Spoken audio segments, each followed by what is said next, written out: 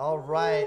Oh, look at that. Whoa, touchdown. Let's right? go. Welcome In to overtime. Yeah. Week 8. Week 8, Corey. I don't know if you can believe it, but he's Corey Moses. I'm Eliab Devine. And Corey, we're here to give them the best show in the basin, and we're started off with a sweet catch, so I think we're off to the right start. I think you're doing pretty good, bro. I mean, you ain't got hands like me, but you know, you're getting up there. But we got a platter of content for y'all tonight, all right? So I hope y'all are hungry. That's right, and Permian was also hungry, and Lee was also hungry because they were trying to get revenge while Permian was trying to prove themselves. And right now, we're gonna swing it to the game of the week. Well, guys, I've been a part of some intense rivalry games in both high school and college, but this was something else entirely. But before we get into that, I got something to show you guys. As we know, it was homecoming again. I've been snubbed for homecoming king twice, but not tonight. Third time is the charm. I am now your homecoming king. And like I said, it only took 3 different high schools, 3 different weeks for me to become homecoming king. And with that, why don't we go ahead and take a look at those highlights between Permian and Midland Lee.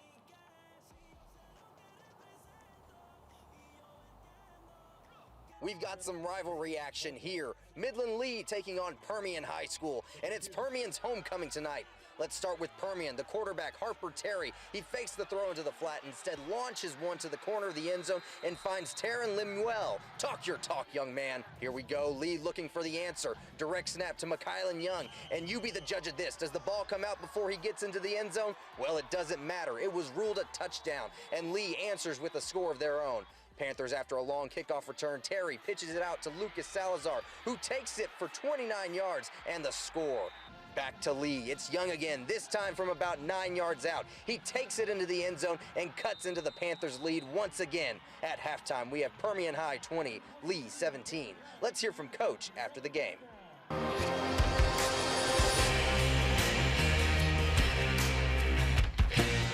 I'm here with the Permian High head coach, Jeff Ellison, and Coach, huge win for you and your team, obviously. I mean, especially coming off of last week where, you know, the offense kind of struggled a little bit. How were you able to, you know, come out and explode the way y'all did? Well, I mean, as far as last week goes, this was characteristic of us when we came out and did what we were supposed to do. I'm extremely proud of our staff and our kids, how they fought tonight. Yeah, offensively did a great job. You know, came out and got behind, and the lessons that we learned from last week, we let the emotions of the game get to us, and we worked extremely hard this week to stay with it, and we were able to do that. And guys, Harper Terry, you know, had a great night tonight. Just all around great team win. Just extremely happy and proud of our kids and our staff.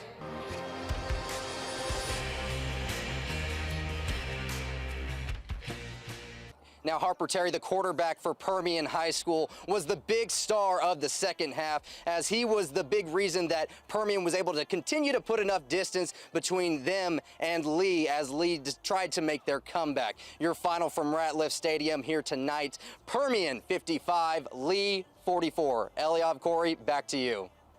And Jonathan, you look great. You look great with the crown. I can't complain. And Corey, you were also there for your first time at Ratliff last year. What was that like for you? Yeah, it was crazy, man. I'm not gonna lie, Eliab. It was surreal. When I first walked on the field, I felt the need to say, like, you from Midland, right? You from Midland? Just like Boobie Miles, man. Just like the movie. But that was good. Yeah, it was sensational. But there's another school in Midland that played tonight, and they had a date with the Friendship Tigers, all right? Going into Midland High versus Friendship, the Dog fans showing Newswest 9 some love and getting hype for our boy Nathan out there. Shout out meteorologist. Picking it up from the second quarter, quarterback Landry Walls almost bobbles the snap, but gets it to Daniel Garcia, who takes it to the right and puts on the burners. You're not catching my guy in the open field. That's a touchdown, folks. 15-7 Bulldogs. But Friendship, well, they would put together a drive and answer back with the strike from Chad Ferries to Andrew Braddock to the corner of the end zone. Now, after a Bulldog fumble less than 2 minutes and a half, Ferries and the Tigers threaten again, but DB Alex Rodriguez forces the receiver out of bounds and hold Friendship to a field goal, making it 17-15 going to the half. Final score would be Midland High 23, Friendship 37. All right, more district action.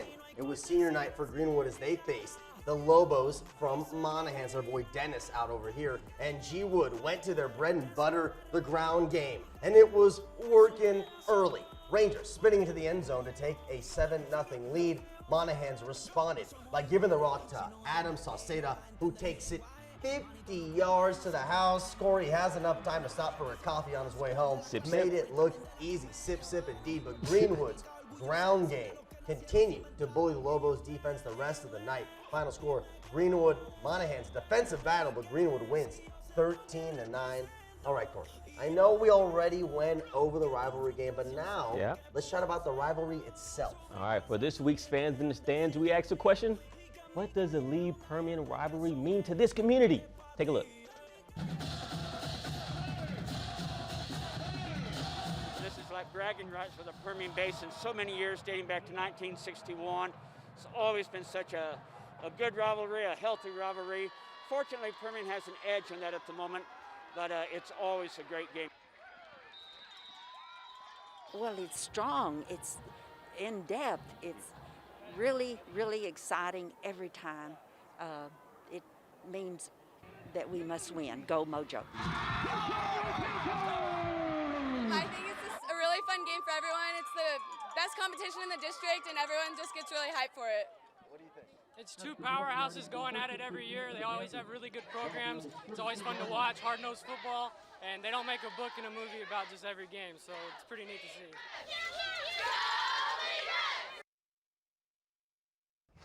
Bro, Mojo with the dub 2 straight years, man. Wow. If you want to win, don't put Booby in, put Harper Terry in, baby. Let's go. Or Easton Hernandez. Oh, facts. Really tough battles, and that's what we're talking about. With these rivalries, all records got to go out the window. Lee, Permian, it's always going to be tough, and respect to both teams, of course, but the fans got an absolute show tonight, Corey, and our show is going to continue after the break.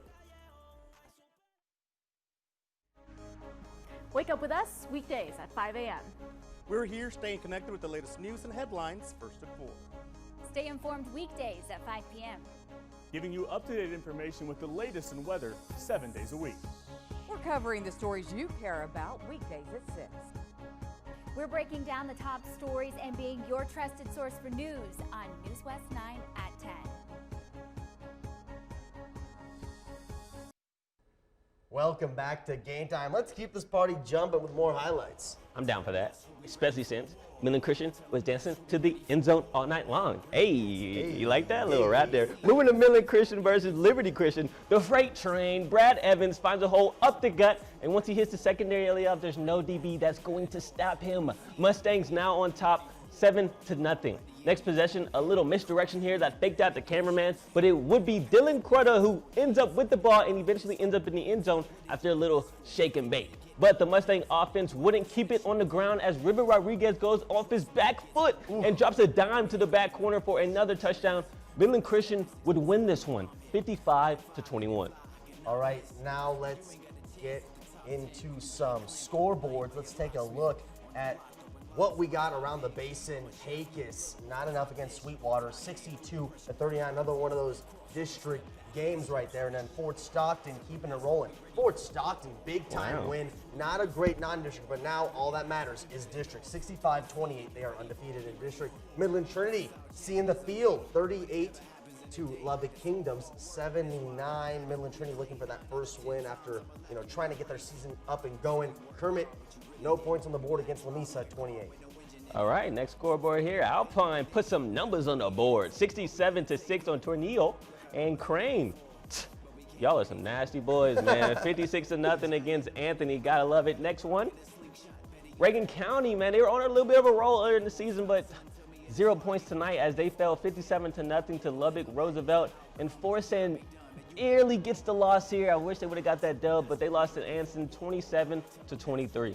All right, let's keep it rolling. Jayton beating a tough Garden City team pretty handedly, 61-15. The Grand Falls Royalty getting a dub against Midland TLCA, 72-55. One more here for you, the Borden County boys, 61, Meadow 8. Borden County showing why they're ranked again. But now let's not slow the pace down. get into some more district action, and Big Spring Andrews looking to bounce back on the road, looking for some space on the right, but all they found, forearm shiver. Ouch. That didn't look good. The Steers on offense finally back in front of their home crowd, and Big Spring delivers with a sharp touchdown to senior receiver Jose Cantu. With the home crowd behind them, the Steers made it close against the Mustangs, but Andrews would end up winning this one. Man, Andrews is nasty. That offense is really nice. Yeah, and now the time has come for top plays. Corey, why don't you give them a little refresher on how they can get involved? All right, say no more, bro. I got you. Okay, folks, we're about to show you 3 of our favorite plays from tonight. Then we'll post those plays onto Twitter. If you don't know what that is, we kindly did y'all a favor and put the account name down below, all right? On that page, we need you to vote for who you think should be our big-time play of the week. All right. Simple enough? I think so. Drum roll, please. Let's go. Don't break the glass, all right? This costs a lot of money. Yeah, that's right. Don't want to damage that. Okay, our first top play. You don't want this man to damage elite defense too hard. Lucas Salazar, 1 cut, 2 cut, and right to the end zone. And in our second play here, we got a touchdown by Bryson Kirby, 75 yards to the house for Kahoma, and he wouldn't get touched, all right? 75 yards, man. Ooh. You need some water after that one, I can promise you that. And last but not least, of course, as we see the celebration go down, it's the freight train, Brad Evans, gashing through the defense and using, right here, a nice little stiff arm, get off me, to break away for a 50-yard touchdown, and the Stangs win it. Yeah, man, Brad Evans is like a name that you just don't want to tackle, like, Brad Evans. Brad Evans. But anyways, man, y'all got a hard decision at home, all right? Remember, to vote for our big-time play, just head to our News West 9 Sports on Twitter, and we'll reveal the winner on Tuesday. And if you weren't able to catch our coverage of your team tonight, or you just want to take a look at the final score, or, you know, pretty nice suits, I don't know, that's just me, you can find it all by going online to newswest9.com or hitting our social media, like he said, at News West 9 Sports. So for Corey Mose, I'm Eli Abgawai. We love y'all, and have a great weekend. Aww.